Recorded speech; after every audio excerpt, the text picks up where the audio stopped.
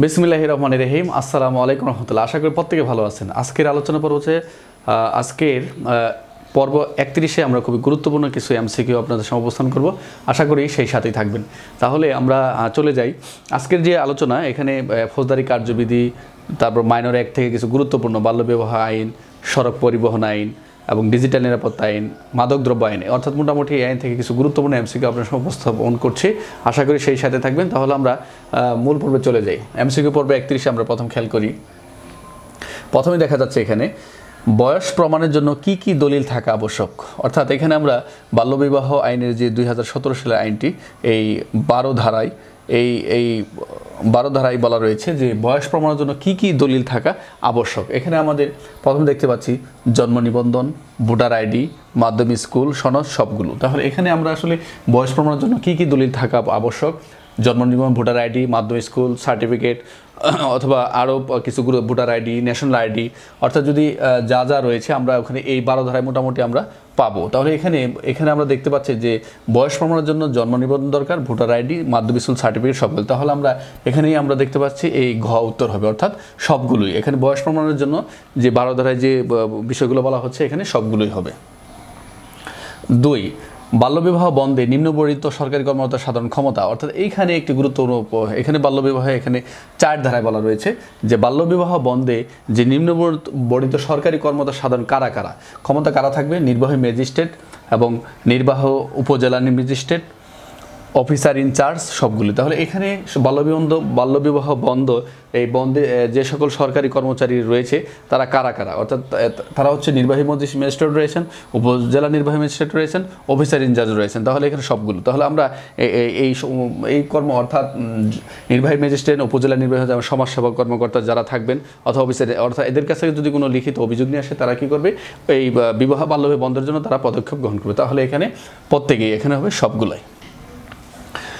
তারপর খেয়াল কি মাদকাসক্ত ব্যক্তির ডোপ টেস্ট, খুবই গুরুত্বপূর্ণ একটি বিষয়। মাদকাসক্ত ব্যক্তির ডোপ টেস্ট পজিটিভ হলে নিম্ন কোন ধারা মতো ব্যবস্থা গ্রহণ করতে হবে। এখানে আমরা 36(1), 36(2), 36(3), 36(4) সবগুলোই।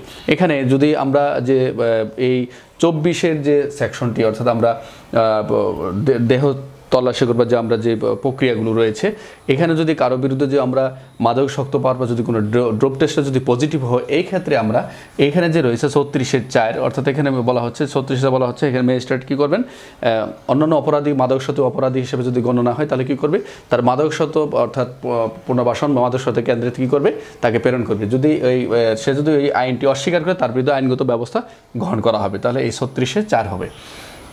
আপনারা এই মাদকাসক্তির যে 36(2), 36(3) এবং 36(4) আপনারা একটু ভালো করে পড়ে নেবেন। তারপর আমরা খেয়াল করি পরোয়ানা ছাড়া তল্লাশি কে করতে, পরোয়ানা ছাড়া কে তল্লাশি করতে। এখানে মাদকদ্রব্য নিয়ম 2018 সালের আইন খুবই গুরুত্বপূর্ণ, 23 ধারা থেকে এসেছে এটা। অর্থাৎ এখানে পরোয়ানা ছাড়া তল্লাশি কে করতে পারে। আমরা 23 ধারায় যে মাদকাসক্ত, অর্থাৎ যে পরোয়ানা ব্যতি রেখে বা পরোয়ানা ছাড়া আমরা কীভাবে তল্লাশি করবো, এই ক্ষেত্রে কে এখানে বলা হচ্ছে সাব ইন্সপেক্টর বা অর্থাৎ এখানে বলা হচ্ছে একজন সাব ইন্সপেক্টর, তারপর ল্যান্স নায়ক, এখানে বিজিবির কথা বলা হচ্ছে যে ল্যান্স নায়ক থাকবেন, পেটি অফিসার, এটা হচ্ছে কোস্ট গার্ডের সবগুলি। এখানে আমরা মহাপরিচালকের অনুমোদন নিয়ে বা অনুমতি নিয়ে বা তার অধীনস্থ বা কেউ, অথবা এখানে বলা হচ্ছে যে একজন এসআই, একজন ল্যান্স নায়ক বিজিবির, একজন কোস্ট গার্ডের পিটি অফিসার সবগুলো। এখানে মোটামুটি পরোয়ানা ছাড়া সকলেই কিন্তু, অর্থাৎ যে 23 ধারায় বলা হচ্ছে, এই 23 ধারায় প্রত্যেকেই কী করবে, তল্লাশি করতে পারবে। তাহলে এখানে হবে সবগুলি। তারপর খেয়াল করি ড্রাইভিং লাইসেন্সধারী ব্যক্তিকে কখন অযোগ্য ঘোষণা করেন। খুবই ইম্পর্ট্যান্ট একটি বিষয় যে ড্রাইভিং লাইসেন্স যার কাছে থাকবে, এখানে বলা হচ্ছে এটাও 12 ধারার, অর্থাৎ সড়ক পরিবহন আইনের যে 12 ধারা রয়েছে, এই 12 ধারায় বলা হচ্ছে যে ড্রাইভিং লাইসেন্সধারী ব্যক্তি কখন অযোগ্য ঘোষণা করেন, অপ্রকৃতিস্থ, মানসিকভাবে অক্ষম, মদ্যপ সবগুলো। অর্থাৎ আসলে ড্রাইভিং লাইসেন্স যদি ব্যক্তি কোনো অযোগ্য কখন ঘোষণা করতে হবে, যখন মদ্যপ থাকবে, সে কী করবে, অপ্রকৃতিস্থ থাকবে, অথবা কোনো মানসিকভাবে অক্ষম থাকে। এই ক্ষেত্রে ড্রাইভিং লাইসেন্স স্থগিতকরণ বা বাতিল অথবা অযোগ্য ঘোষণা করতে পারেন। তাহলে এখানে আমরা অপ্রকৃতিস্থ, মানসিকভাবে অক্ষম, মদ্যপ সবগুলি। তাহলে আমরা এইটা সবগুলি উত্তর হবে। এখানে সড়ক পরিবহন আইনের 2018 সালে যে আইনটি, এখানে 12 ধারাটা আপনারা পড়ে নেবেন। তারপরে খেয়াল করি জনসাধারণের নিকট যুক্তিসঙ্গতভাবে সাহায্য দাবি করবে কে। এই যে আমরা ফৌজদারি কার্যবিধি যে 42 ধারাটা পড়েছিলাম, যে অর্থাৎ এখানে বলা হচ্ছে ম্যাজিস্ট্রেট অর্থাৎ যুক্তিসঙ্গতভাবে যদি জনসাধারণের নিকট কী করবে, নির্বাহী বা জুডিশিয়াল ম্যাজিস্ট্রেট যদি কী করে বা পুলিশ অফিসার যুক্তিসঙ্গত সাহায্য দাবি করে 42 ধারা যে দুটি অপশন রয়েছে, সেই ক্ষেত্রে তারা যদি সাহায্য দাবি করে অবশ্যই তারা কী করবে, আইন শৃঙ্খলা আর একটা হচ্ছে আসামি গ্রেপ্তার করার ক্ষেত্রে এই ক্ষেত্রে তারা অবশ্যই সাহায্য করতে বাধ্য। তাহলে জনসাধারণ নিকট যুক্তিসঙ্গত সাহায্য দাবি করবে কে, নির্বাহী বা জুডিশিয়াল নির্বাহী ম্যাজিস্ট্রেট, পুলিশ অফিসার, ক প্লাস খ এবং কোনোটা নেই। তাহলে আমরা জানি যে জনসাধারণ নিকট যুক্তিসঙ্গত সাহায্য দাবি করবে কে, নির্বাহী বা জুডিশিয়াল ম্যাজিস্ট্রেট বা পুলিশ অফিসার। তাহলে এখানে নির্বাহী ম্যাজিস্ট্রেট রয়েছে, পুলিশের, তাহলে ক এবং খ এটা হবে উত্তর। তারপর আমরা সর্বশেষ খেয়াল করি সন্দিগ্ধ সম্পত্তি বলতে ফৌজদারি কোন ধারায় বলা হয়েছে। আমরা সন্দিগ্ধ সম্পত্তি আমরা জানি ফৌজদারি কার্যবিধি, আমরা এটা খুব ধারা মুখস্থ 550 বলা হচ্ছে যে সন্দিগ্ধ বলে বা দেহ থেকে যেটা সন্দিগ্ধ বলে সন্দেহযুক্ত মনে হচ্ছে যেটা, তাহলে 550 ধারা ফৌজদারি কার্য 550 ধারায় বোঝাবে। তাহলে সন্দিগ্ধ সম্পত্তি বলতে ফৌজদারি কোন ধারায়, 550 ধারায় বোঝাচ্ছে। তাহলে আমরা মোটামুটি আজ আজকের আলোচনা এমসিকিউ পর্ব 31-এ আমরা আরেকবার রিপিট করি। বয়স প্রমাণের জন্য জন্ম নিবন্ধন, ভোটার আইডি, মাধ্যমিক ছিল সবগুলোই হবে। পরীক্ষায় যেটা থাকবে সেটা লিখবেন। এটা হচ্ছে 12 ধারা বাল্য বিবাহ নিরোধ আইন। তারপর বাল্য বিবাহ বন্ধে নিম্নবর্ণিত সরকারি কর্মকর্তা সাধারণ ক্ষমতা কারা কারা, নির্বাহী ম্যাজিস্ট্রেট থাকবেন, উপজেলা নির্বাহী ম্যাজিস্ট্রেট থাকবেন, অফিসার ইনচার্জ। তারা কি করবেন, কারো লিখিত কোনো অভিযোগ পেলে তারা এই বাল্য বিবাহ বন্ধ করবেন, তাদের এই ক্ষমতা রয়েছে, অর্থাৎ 4 ধারায়।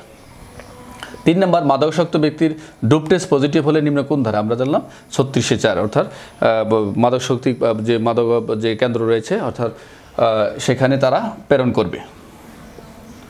তারপরে খেয়াল করি পরোনা ছাড়া অর্থাৎ আমাদের মাদকদ্রব্য নিয়ন্ত্রণ আইন 2023-এর যে পরোনা ছাড়া তল্লাশি কে করবে, সাব ইন্সপেক্টর, বিজিবির ল্যান্স নায়ক এবং পেটি অফিসার সবগুলো এখানে। তারপরে খেয়াল করি ড্রাইভিং লাইসেন্সদার ব্যক্তি কখন অযোগ্য ঘোষণা করতে পারে, আমরা অপ্রকৃতিস্থ হলে, মানসিকভাবে অক্ষম হলে, মদ্যপ যদি পান করে এরকম জব্বার থেকে, তাহলে এটা হবে সবগুলি। জনসাধারণ নিকট যুক্তিসঙ্গত সাহায্য দাবি কে করবে, আমরা জানি নির্বাহী বা জুডিশিয়াল ম্যাজিস্ট্রেট, পুলিশ অফিসার, এটা উত্তর। আর সন্দিগ্ধ সম্পত্তি বলতে ফৌজদারি কার্যবিধি কোন ধারায়, 550 ধারায়। তাহলে আশা করি যে আজকের যে আলোচনা পর্ব অর্থাৎ এমসিকিউ পর্ব 31 আশা করি খুব সহজেই বুঝতে পেরেছেন। আমরা এই মোটামুটি চেষ্টা করি পরীক্ষার আগ পর্যন্ত